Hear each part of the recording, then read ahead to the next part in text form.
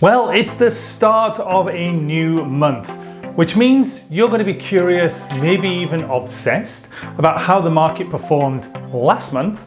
Well, if so, you're in the right place because we're going to get right into the Halifax real estate market stats.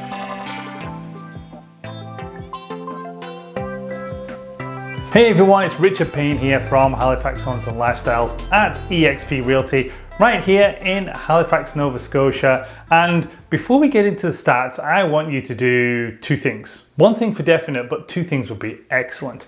First thing is actually subscribe to the channel. If it's your first time here, then there are a ton of videos, whether you're looking to buy a house, sell a house, invest in real estate, find the best community, get some buyer tips, get some seller tips, basically everything to do with real estate, we've got it right here on this channel. So that's why we want you to subscribe.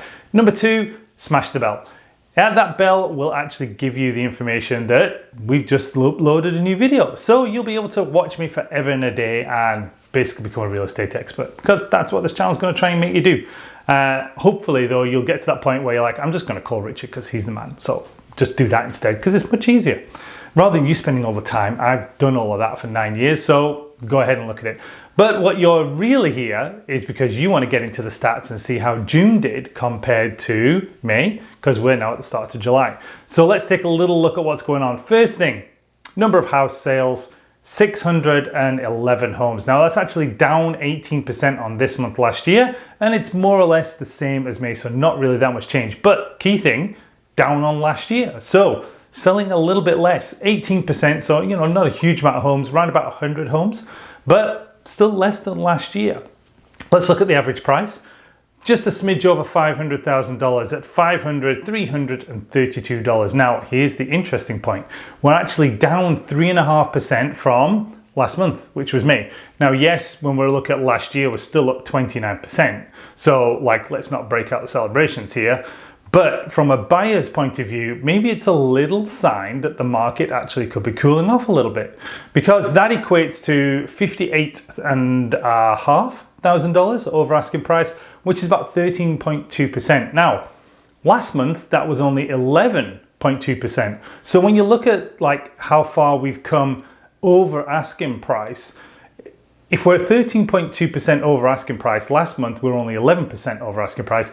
That means that the average listing price last month was high and the average selling price was high. So let's not get too crazy excited here from a buying point of view.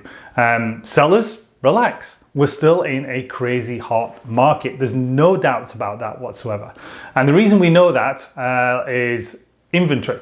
So months of inventory is 0.7. So in effect, less than a month. So the last month, that was at 0.6% of a month. So it's not really changing. We've been under a month now for practically 13, 14 months, or we've been hovering around a month. So it's not really changing that much.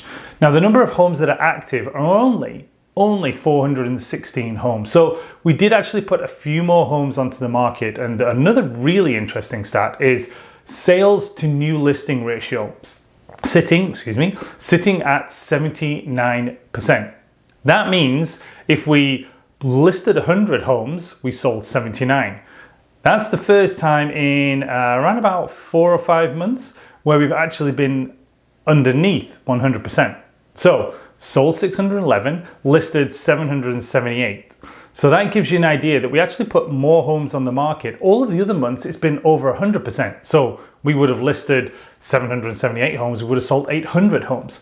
So there's a couple of little signs here that the market may be starting to change a little bit.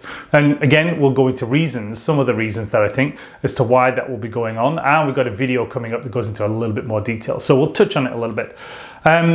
So let's have a quick look at some numbers here. Interesting fact. Only 22 of those 611 homes that were sold were actually new homes. So that gives you the idea that the builders have basically gone, do you know what? We just need to carry on and build the houses that we've promised to people. We can't put more houses on the market, because if they did, they would probably just sell straight away, and therefore they end up with even more of a backlog in terms of the number of houses that they've actually got to build to satisfy the buyers that have actually bought the homes. So right now the builders are actually going, we just need to scale back a little bit. Second problem with that is there's actually not a lot of new development spots available right now inside of the Halifax regional municipality. Like, there's a couple of areas, but not a lot of places are actually giving up the land so they can develop it and put up houses for sale. So that is definitely adding to a little bit of our crazy hot sellers market. Now, when we look at some of the other key stats here, let's look at houses that sold for over $100,000. Sale to list price. 122 homes were actually over the $100,000 mark, which is basically 20%. So 20% of all the homes that we sold, the sale price compared to the listing was over $100,000. Now let's go the other way.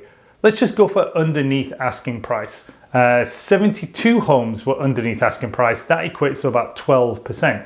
So houses were still actually going underneath the asking price, which, you know, is not something that anybody has ever been talking about inside of the Halifax market. So again, maybe we're starting to see a little bit of a shift, and we'll keep coming back to that like less than asking price in the next few months to see if that's actually a trend that's starting to go up, or is it just like one of those little blips or anything. Top markets. Number one is the Timberley, St Margaret's Bay, Upper Tantallon area. Average price there, $494,000. 60 homes sold, so quite a chunk of the 611. I mean, 60 homes, that's 10%, was basically down in that. 0.6 months of inventory, only 38 homes for sale there, and 14 days on market. Sackville came in at number two. Good old Sackville, that starter market. Not such a starter market at the moment, with a $396,500 average price. 7 days on market though, not long at all. 54 homes sold, 0.4, so less than half a month of inventory. And then coming in at number three was actually Bedford. Typically a very, very driven market by new builds. Not so much. Only 4 out of their 47 home sales were actually new builds, so not much at all. But average price point there, $640,000. So pretty chunky up there, and 10 days on market.